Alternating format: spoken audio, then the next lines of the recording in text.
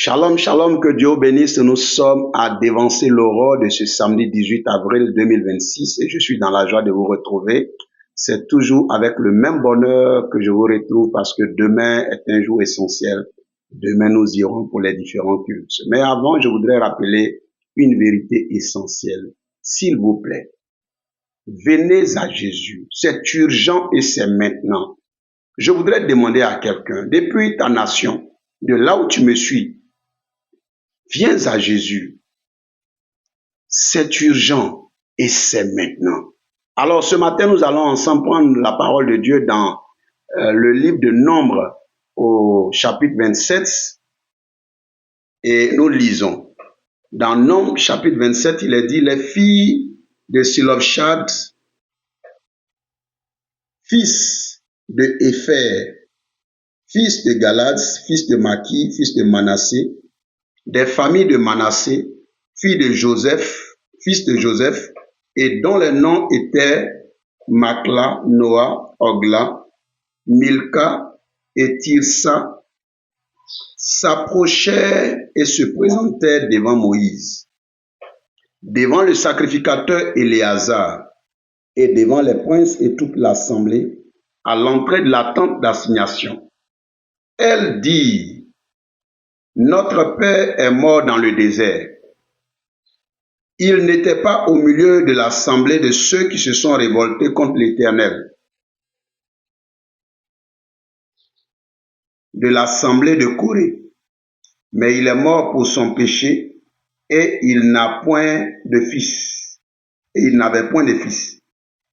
Pourquoi le nom de notre Père serait-il retranché du milieu de sa famille, parce qu'il n'a point eu de fils?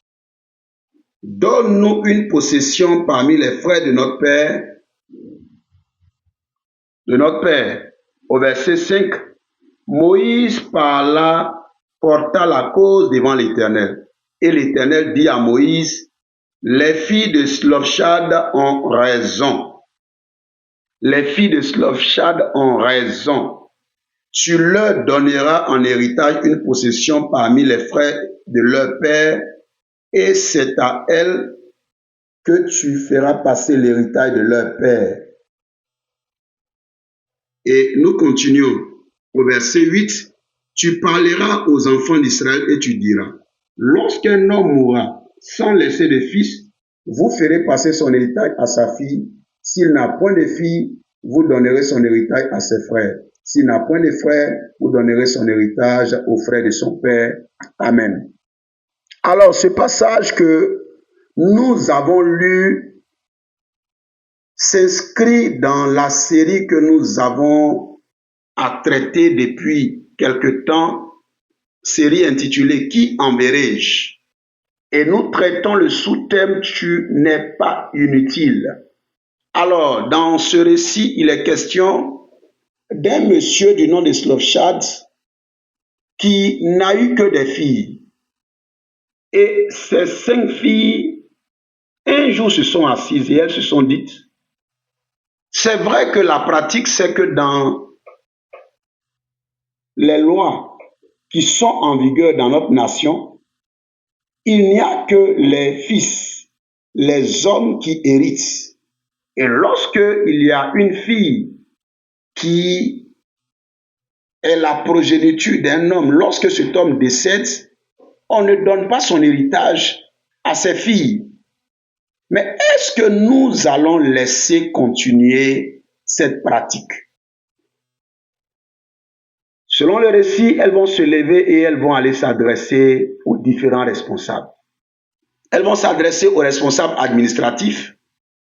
Elles vont s'adresser aux responsables spirituels également, ou religieux si vous voulez. Et donc, elles vont s'adresser à Moïse. Et Moïse voit que leur préoccupation est légitime, mais il y a une loi qui est en vigueur en Israël, que Moïse ne fait que appliquer. Et cette loi-là veut que lorsque tu n'es pas un homme issu de ton père, tu n'es pas un fils, tu n'hérites pas. Moïse va tout de même plaider leur cause devant Dieu, porter leur cause devant Dieu. Et lorsque Moïse demande à Dieu, que dois-je faire dans ce cas-là? Dieu dit à Moïse, son serviteur, la personne qu'il a mandaté, établi sur le peuple pour qu'il puisse sortir le peuple de l'Égypte et le conduire à Canaan, dans la terre promise. Il lui dit, les filles de Slofchad ont raison. Mais elles ont raison sur quoi? Elles ont raison sur la loi qui était en vigueur. Elles ont raison sur la pratique qui était en vigueur. Elles ont raison sur tout ce qui avait été accepté comme convention et qui marchait et qui fonctionnait, qui régissait la vie de ce peuple-là. Chers frères et chères sœurs, les filles de Slofchad se sont rendues compte que c'est vrai, il y a des pratiques dans notre famille, il y a des pratiques dans notre communauté, il y a des pratiques dans notre nation, il y a des pratiques dans notre génération. Mais il faut qu'il y ait quelqu'un qui se lève pour que les choses changent. Pourquoi? Mais parce qu'elle savait qu'il y avait une loi et la loi était discriminatoire. La loi les déshéritait, mais elles n'ont pas accepté d'être déshéritées parce qu'elles n'étaient pas inutiles. Les pratiques faisaient d'elles des personnes pas importantes. On ne leur trouvait pas de valeur pour leur donner l'héritage de leur père après sa mort. On ne leur trouvait pas de valeur pour leur donner le droit, les droits de succession lorsque leur père était parti. Mais elles savaient en elles-mêmes qu'elles n'étaient pas inutiles. Je voudrais dire à quelqu'un, peu importe les lois qui ont cours dans ton pays, peu importe les pratiques qu'on a dans ta famille, peu importe comment est-ce que ta vie a commencé au sein d'une communauté où beaucoup de choses ne font pas partie de tes droits. Mais parce que tu n'es pas inutile, je crois qu'il faut que ce récit-là te parle ce matin. Et les filles de Slofchad, lorsqu'elles vont dire, nous n'allons pas nous asseoir, mais parce qu'il ne faut pas s'asseoir, puisque tu n'es pas inutile, il ne faut pas croiser les bras et dire, fatalement, je vais accepter ma situation. Non, ce n'est pas une fatalité que d'avoir une loi qui est une loi discriminatoire, qui est une loi qui nous déshérite. Dieu a prévu un héritage. Il ne faut pas accepter d'être déshérité par quelque loi que ce soit, d'où qu'on vienne et quelle que soit la famille à laquelle on appartient. Et les filles de Slofchad l'avaient bien compris. Elles se sont dites, nous allons nous lever et la réforme aura lieu. Elles vont donc se lever. Et lorsque Dieu va parler à Moïse, Dieu va dire désormais, alléluia, je voudrais que tu sois la personne dont l'action établisse un désormais. Que ton action établisse un désormais au sein de ta communauté, au sein de ton foyer, au sein de ta famille. Tu es peut-être dans un foyer où les choses n'ont pas bien commencé, où il y a des pratiques qui font que tu n'es pas à l'aise. Mais les filles de Slofchad n'ont pas croisé les bras. Les filles de Slofchad n'ont pas dit c'est comme ça, c'est la vie. Je vais, je vais faire avec. On ne fait pas avec quand ce n'est pas bon. Il faut demander à Dieu d'intervenir. Et elles ont demandé à Dieu. Elles sont allées frapper à la bonne porte. Par moment, on règle les choses seules. On cherche les hommes pour le faire. Mais elles n'ont pas cherché les hommes. Elles ont parlé, non, d'abord aux hommes, c'est-à-dire aux responsables, mais elles sont allées parler à Dieu. Je voudrais que tu continues. Si tu as parlé aux hommes et ça n'a pas bougé, parce que tu n'es pas inutile, il faut que tu continues et que tu parles à Dieu. Si Dieu a réformé la loi et les filles de Slofchad font partie des réformateurs de cette loi-là, je voudrais dire que toi aussi, tu fais partie des réformateurs que Dieu attend. Mais parce que lorsque vous lisez Ézéchiel 22, verset 30, la Bible déclare que Dieu cherche un homme parmi nous. Dieu cherche, il dit, je cherche parmi eux un homme. Je cherche quelqu'un pour se lever. Je cherche quelqu'un pour que les choses changent, pour que les brèches soient fermées, pour que je puisse aider, faire progresser. Mais je n'en trouve pas. Les filles de Slofchad ont dit, nous voici, nous sommes candidates à la réforme. Nous sommes candidates à la reconstruction de la vie de notre famille. Nous sommes candidates à la reconstruction de l'histoire de notre communauté. Nous sommes candidates à ce que de nouvelles lois interviennent en Israël et elles interviendront pendant notre génération. Chers frères et chères sœurs, Nous ne sommes pas inutiles. Tu n'es pas inutile. Vous n'êtes pas inutile. Il faut que votre présence change les règles qui vous sont défavorables. Pas par la violence, mais en plaidant, en allant devant le Seigneur. Et ce matin, en clôturant ce tout sous-thème, tu n'es pas inutile, je voudrais dire à quelqu'un. Les filles de Slowshad nous donnent un exemple de courage, un exemple d'audace, parce qu'elles n'étaient pas inutiles, un exemple de résilience. Elles n'ont pas dit ce qui est arrivé à notre grand-mère va encore s'imposer à nous. Elle dit non. C'est vrai, cela s'est imposé à notre maman, mais ça ne va pas s'imposer à nous. N'acceptez pas que les mêmes réalités qui ont vaincu vos arrière-grands-pères, arrière-grand-mères arrivent à vous vaincre. Ne laissez pas l'histoire se répéter, alors que ce qui se répète n'est pas bon pour vous. Lorsque cela vous est défavorable, plaidez votre cause devant Dieu, mais parce que vous n'êtes pas inutile. Les filles de Slowshad ont établi la nouvelle loi en Israël, où désormais, lorsqu'un homme n'a pas eu de fils et qu'il n'a eu que des filles et qu'il décède, ces filles sont des ayants droit et elles sont légitimes pour hériter de leur père. Et c'est à partir d'elles que les choses ont été. À partir de toi, une réforme va naître parce que Dieu veut que tu reconstruises les choses. C'est possible au niveau de l'entreprise, c'est possible au niveau du foyer, c'est possible au niveau de ta famille où tout est désorganisé. Les aînés n'ont pas pu, mais il faut qu'à partir de toi, l'unité revienne, la réconciliation revienne dans ta famille.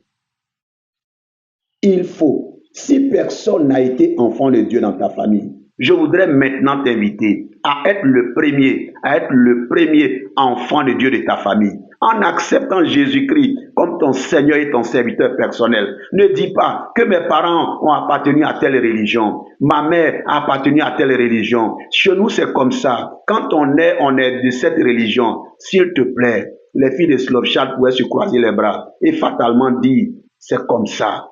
Laissons tomber, c'est la vie, c'est notre sort. Nous n'y pouvons rien. Elles se sont levées et Dieu a changé les choses. Viens à Jésus. Sois le premier enfant de Dieu. Change le visage de ta famille et change la destinée de cette famille-là. Change la destinée de cette entreprise. Change l'orientation qu'a pris ce foyer depuis le début. Sa trajectoire peut changer, mais parce que quelqu'un se lève et la personne dit, ce n'est pas une fatalité, les choses peuvent changer. Alors j'ai été très heureux d'être en votre compagnie à se dévancer l'aurore. Nous mettons un point virgule parce que un sous-thème, on ne peut pas dire qu'on est à sa conclusion. On peut encore trouver beaucoup de cas où vous n'êtes pas inutile. Mais je voudrais traiter un autre sous-thème dans les semaines à venir. Donc aujourd'hui, je voudrais faire une conclusion partielle en rappelant qu'il faut faire comme les filles de Slowshad. Lèvons-nous, plaidons notre cause devant le Seigneur, parce que ce n'est pas une fatalité ce qu'on a vécu, ce que nos parents ont vécu, ce que nos arrière-grands-parents ont vécu, ce que nos ascendants ont vécu. Il faut que nous soyons les personnes références pour que notre descendance vive mieux et vive tel que Dieu l'a prévu. Alors demain est un jour de culte. S'il vous plaît, ne restez pas devant votre smartphone. Ne restez pas sur Internet. Internet n'a pas un cadre où vous sentez la chaleur des frères et des sœurs. Vous regardez de façon virtuelle les choses de loin et vous ne voyez que l'essentiel qu'on vous projette. Il y a des à côté, il y a d'autres réalités. Vous ne sentez même pas l'onction dans la salle. Vous voyez, vous regardez les choses. Chers frères et chères sœurs, pendant l'adoration, c'est tellement important. Soyez demain à un lieu de culte. Déplacez-vous demain, vous et votre famille, vous et vos amis. Si tu n'as pas encore fait l'expérience de Jésus-Christ de Nazareth, je voudrais te demander, demain rejoins une communauté vivante où on prêche la Bible, où on prêche la parole de Dieu vraie et expérimente la touche de Dieu. Alors, que Dieu bénisse. Bon culte à vous demain. et à samedi prochain pour un autre numéro de Dévancer l'aurore.